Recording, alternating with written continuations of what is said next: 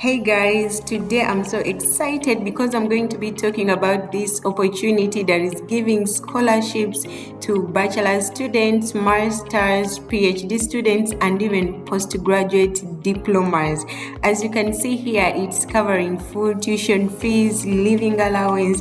Guys, it's giving 531 New Zealand dollars per week, and as you can see here, they give you an establishment allowance 3,000 New Zealand dollars. You have to buy books, accommodation expenses, medical insurance, tutoring costs. They literally cover all your costs. You can see travel to and from your home country, travel insurance, travel home during the scholarship. Are you seeing that scholars studying over 1.6 years are entitled to travel to visit their family, and they usually allow 1 or 2 trips according to the length of your scholarship? So you guys, you can see they are giving all this. They reimburse your costs for vaccination, and as you can see here, reintegration allowance. This helps you to set up costs upon your return to your home country. Guys, this is really a good scholarship, and we are going to delve deep into the eligibility criteria, what they require, how to apply, and everything. So guys, for this scholarship, it's a step-by-step application process, and we are going to go through all of them. Let's first go to check eligible countries. So when you come here, they tell you that the Manaaki New Zealand Scholarship are available to citizens from eligible countries. So if you're not on this list, as we are going to see, you cannot apply for this scholarship. But first things first, let's go to people who are eligible. So when you come to African countries, we can see we have Algeria, Angola, Botswana, Cameroon, Djibouti, and all these countries: Uganda, Namibia, Nigeria, Rwanda, Senegal, Sierra Leone, South Africa, and all these countries here: Tanzania, Zimbabwe, Zambia, and all those countries. So as we can see here, you can study postgraduate certificate, postgraduate diploma, masters, and PhD. So, and you are expected to start your study semester 1 2025, and they only accept applications from eligible countries. So you can actually check from, if you are from an eligible country, you can check your eligibility. You can check your eligibility from this eligibility criteria here. So when you come to, for example, Pacific countries, you also see here there is a list of countries which has been listed, and for them they can study undergraduate, postgraduate diploma, master's degree, PhD, and all those courses. So they are also expected to study from semester 1 2025, and as you can see here, the levels of studies are being repeated. So if you are from, again, an eligible country, you check your eligibility here. So, and the same applies for all these countries, Asian countries. Oh my God, I've gone down. Yeah, Asian countries, you can see the countries which are qualifying, and then you see the levels they can study, postgraduate certificate, and all that. So you can, if you are from Caribbean countries, you can come and check here if you are eligible, and also Latin America countries, you come and check here. They tell you the eligible countries and the levels of study they can study. So let's go to the next step. So the next step, after finding out that you are from an eligible country, you come here and check the eligibility criteria. So you will take some quiz because their age requirements, you should be above you should be above 17, you should be 18 and above. You can see here, like, you must have your 18th birthday before you start the scholarship in semester 1. There is no upper age limit for applicants. However, they prefer people who are under 40 years. And then there is here work experience, especially for those people who are studying master's, PhD, you must have some work experience, but that is exempted for people who are going for undergraduate studies and people who went to vocational institutes immediately after their high school. We also see here that scholars are expected to contribute to their country's social or economic development for at least 2 years after completing their scholarship study. So you should demonstrate this so well in your application that you are committed to returning to your home country after the scholarship. There are residency requirements here that you must have resided in your country, your home country, for 2 years prior to applying, and then academic and English. Successful scholarship applicants must meet both academic entry requirements and English requirements by each institution. But guys, for this application, the initial one, you don't actually need English. You see here, you don't need to provide English language tests when applying for the Manaaki New Zealand Scholarship. So if you are shortlisted, that's when you must provide English language tests. So as you can see here, as part of the Manaaki New Zealand Scholarship application process, you need to choose your preferred education institution and preferred courses. We are going to see the courses that they encourage that people apply for, but scholarship applicants do not need to apply for admission to their preferred institution and courses until they are notified that they are preferred candidate for a scholarship. So once you get a notification that you are a preferred candidate for this scholarship, it means that they have chosen you. You are among the best that they want to give the scholarship to. So from there, you go to apply for admission to the institution. But they are encouraging you here to check if you meet the minimum academic requirements and minimum levels of English for your required courses at your institution. And also for PhD students, they are advised to look and email suitable PhD supervisors at New Zealand universities, because during the interviews, you will have to provide evidence that you have either secured a supervisor or you are in active discussions with a potential supervisor.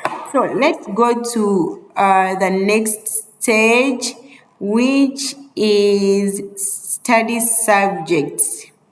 Yeah, so when you come here, you choose which continent you are from. I'm from Africa, so I'll click here.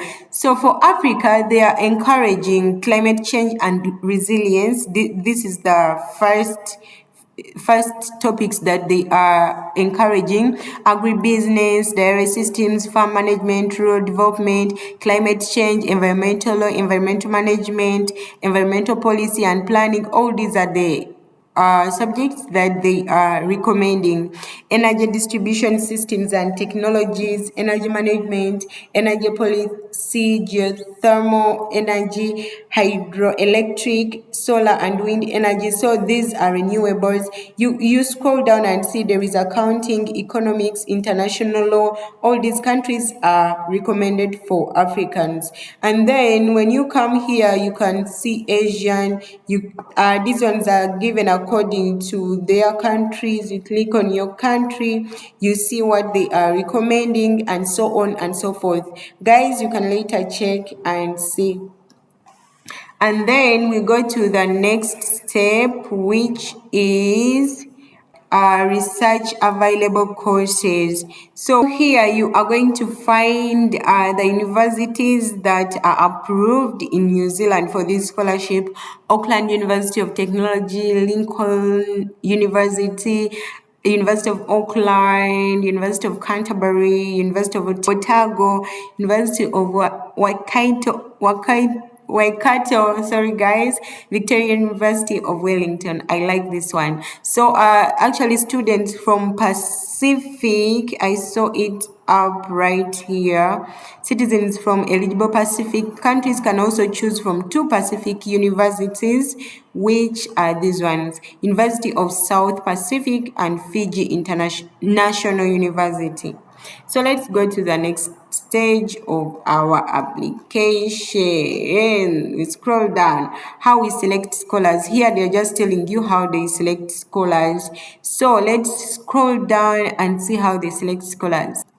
So as we can see here that the selecting Manaaki New Zealand scholars can take 6 to 10 months from the time scholarship applications close. So you really need to be patient, but you need to check your emails frequently for updates.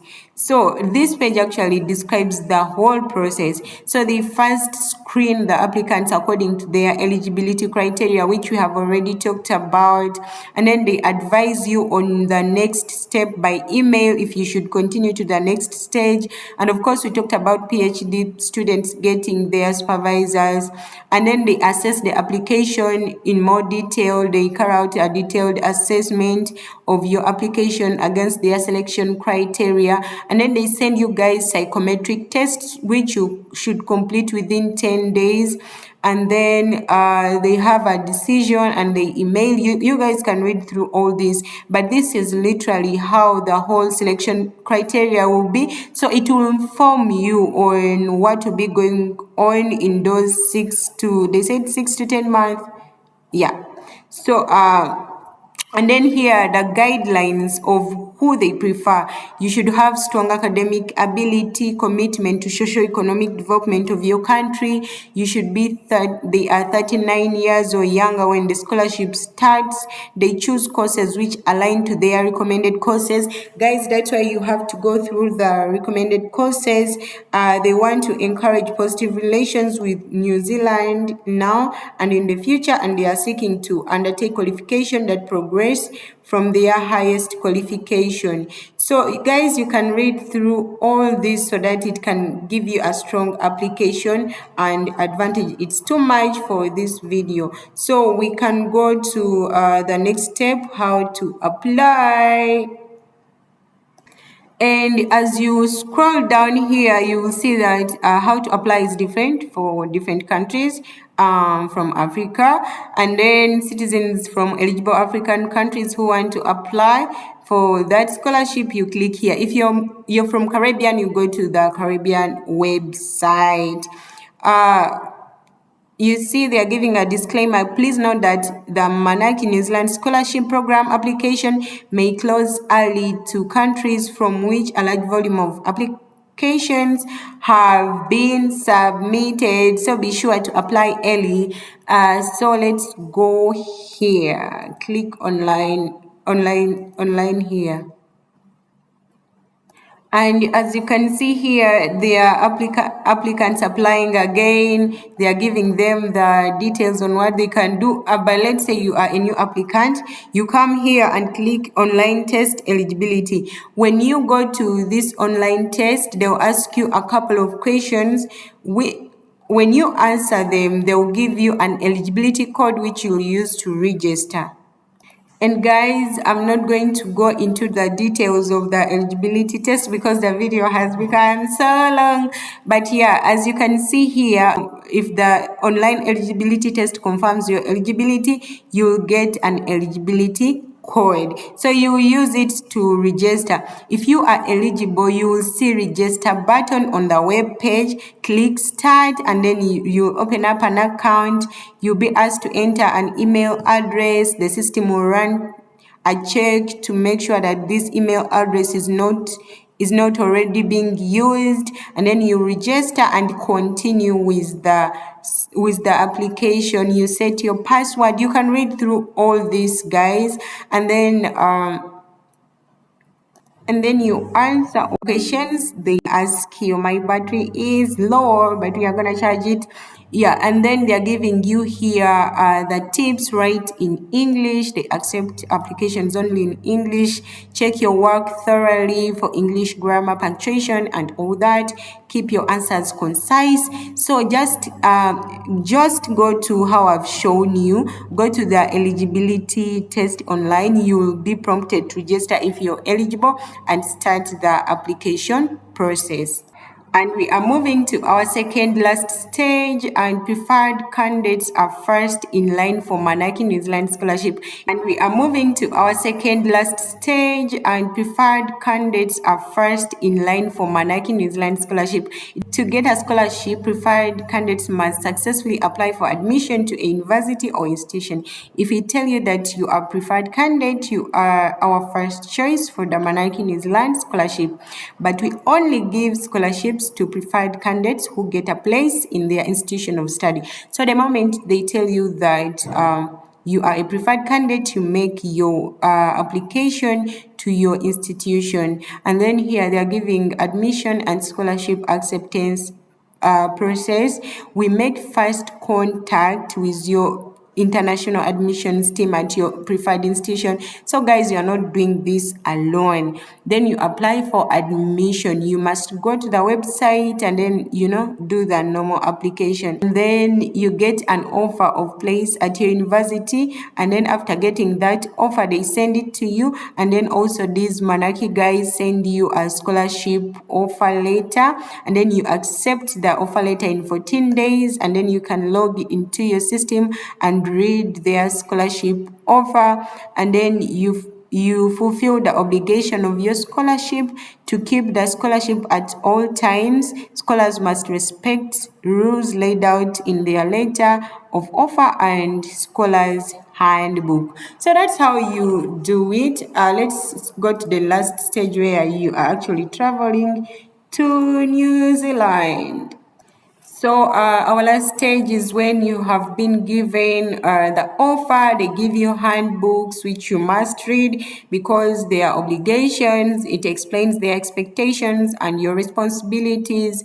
And also when we scroll down, we see you must apply for visa after giving you the scholarship, and this is the financial support that they give you guys. All this, we've already talked about it.